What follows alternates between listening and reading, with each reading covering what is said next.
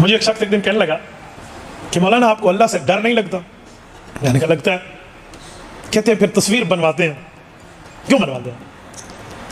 میں نے اسے کہا آپ کچھ دنوں پہلے جزیرۃ القمر گئے تھے. کہتے جی ہاں. میں نے کہا کیوں؟ کہتے افریقہ کے اس جزیرے میں 7 ماہ لگانے گیا تھا. میں نے کہا آپ کو اللہ سے ڈر نہیں لگتا؟ کہتے بھائی میں تو لے کے لیے گیا تھا. میں نے کہا میرا جواب دیں, ہاں کریں ڈر لگتا ہے تو ہاں کریں, نہیں لگتا تو نہ کریں. میں دوسری لائن نہیں پکڑنے دوں گا, میں اسٹریٹ وے آدمی ہوں. اللہ سے ڈر لگتا ہے؟ کہتے لگتا ہے. میں نے کہا پھر آپ تصویر کھنچوا کر کیوں گئے جزیرۃ القمر؟ یا بغیر تصویر کے پاسپورٹ بنوایا تھا؟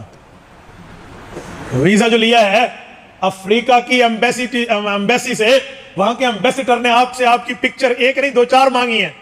کیوں؟ آپ نے وہاں کیوں تصویریں دے دی ہیں؟ مولانا وہاں تک کلمہ پہنچانا تھا. میں نے کہا کیوں؟ کوئی لازمی ہے؟ اللہ کے دربار میں کل کہہ دینا کہ میرے مولا میرا جی چاہتا تھا میں جزیرۃ القمر میں جا کے لوگوں کے پاس کلمہ پہنچاؤں, لیکن یہ لوگ گناہ کراتے تھے. اشد الناس عذابا یوم القیامت المصورون. جو مجھے سناتے ہو کہ سب سے زیادہ عذاب اس کو ہوگا قیامت میں جو تصویریں کھنچواتا ہے, تو اللہ یہ مجھے سب سے زیادہ عذاب والے کام تصویریں کہتے تھے. میں نے لہٰذا تصویر بھی نہیں کھنچوائی, پاسپورٹ بھی نہیں بنوایا, میں نے کلمہ نہیں پہنچایا. اللہ مجھے اس پاپ سے ڈر لگتا تھا. اللہ کو کہہ دینا کیوں کھنچوائی ہے تصویر؟ اور پھر صرف یہی نہیں کھنچوائی, ہر جگہ کھنچوائیے. آپ جب امیگریشن کراس کیے وہاں لڑکی نے آپ کی تصویر کھینچی ایئرپورٹ پہ. پھر آپ جب جہاز میں جا کے بیٹھے ہیں وہاں وہ ایئر ہوسٹس آپ کے پاس آئی ہے, کوئی ہمارا ساتھی خوائف جس کے پورے تھے وہ تو نہیں آیا آپ کے پاس. آپ نے کیوں کیا یہ؟ میں نے کہا مولانا آپ مذاق اڑا رہے ہیں. میں نے کہا خدا کی قسم نہیں اڑا رہا مذاق, میں تم سے سوال پوچھ رہا ہوں یہ کیوں کیا آپ نے؟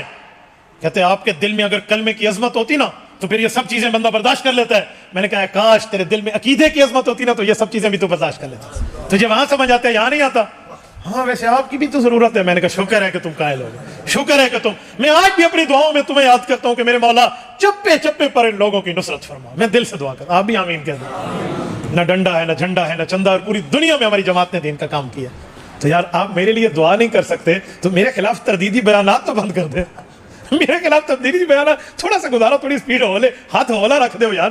تو یہ ویسر لی امری, یہ اسباب ہے. آپ اللہ سے اسباب مانگیں, اللہ آپ کو. ہاں اگر میرے پاس یہ پاور ہو کہ میں پوری دنیا میں وداؤٹ ٹیکنالوجی جا سکتا ہوں, مجھے نہیں ضرورت کیا امراض کی, میں وداؤٹ ٹیکنالوجی جاؤں گا. میں آپ کو یہاں کارگزاریاں سناؤں نا, آپ کو کارگزاریاں. کیا دارالعلوم امروہہ, کیا سہارنپور کا مدرسے, کیا دارالعلوم دیوبند, کیا جامعہ ازہر مصر کی یونیورسٹیز, اور کیا مکۃ المکرمہ مدینہ منورہ, اور کہاں کہاں تک یہ دین کی دعوت آپ کے اس خادم کی نہیں پہنچی, آپ حیران ہو جاؤ گے. بندے کے پاس موبائل انٹرنیٹ والا موجود ہو, وہ بندہ اردو جانتا ہو, اور اس بندے کو تھوڑا بہت دین سے لگاؤ ہو, اور اس تک ہم نہ پہنچے ہوں, یہ نہیں ہو سکتا. میں پاکستان نہیں, آل ورلڈ کی بات کر رہا ہوں. میں 6 بر اعظم جہاں پر مخلوق موجود ہے, 7ویں میں نہیں ہے, میں سب کی بات کر رہا ہوں. یہ ٹیکنالوجی کو استعمال کیا. ہم اپنے دین کی دعوت لے کر کیوں نہ جائیں؟ بابا اس پر کوئی فتویٰ ہے نا تو اپنے پاس آپ سنبھال کے رکھیں, ہم فتووں کو بہت اچھی طرح جانتے ہیں. جو تعویل آپ شناختی کارڈ کی کرتے ہیں, نوٹ کی کرتے ہیں, اپنے عمرے کی کرتے ہیں, اپنے حج کی کرتے ہیں, پھر اپنے لیے نہیں بیوی کو ساتھ لے جاتے ہیں اپنے عمرے پہ, بیٹی کو لے جاتے ہیں اور نامحرم کی تصاویر کھنچواتے ہیں. وہی تعویل اس فقیر کے, اس کے امراض کے لیے بھی کر لیا جاتا ہے. تو یسر لی امری, یہ دوسری چیز ہے. یہاں ایک دفعہ دخل مقدر کروں, ایک مفتی صاحب مجھے کہنے لگے مولانا حج فرض ہے, اس کے لیے یہ اگر غلطی کرتے ہیں تو گناہ ان کے سر ہے, ہم تصویر کھنچوا لیں گے. میں نے کہا 2 باتیں ہیں. نمبر 1, عمرہ تو فرض نہیں ہے. کہتے نہیں ہے. تو میں نے کہا پھر کہہ دو کہ عمرہ کرنا حرام ہے جب تک تصویریں مانگی جائیں. فتویٰ دے دو نا, عمرہ تو نفل ہے, والعمرہ تو تطوع, عمرہ تو نفل ہے, عمرے کی پابندی کا اعلان کر دیں.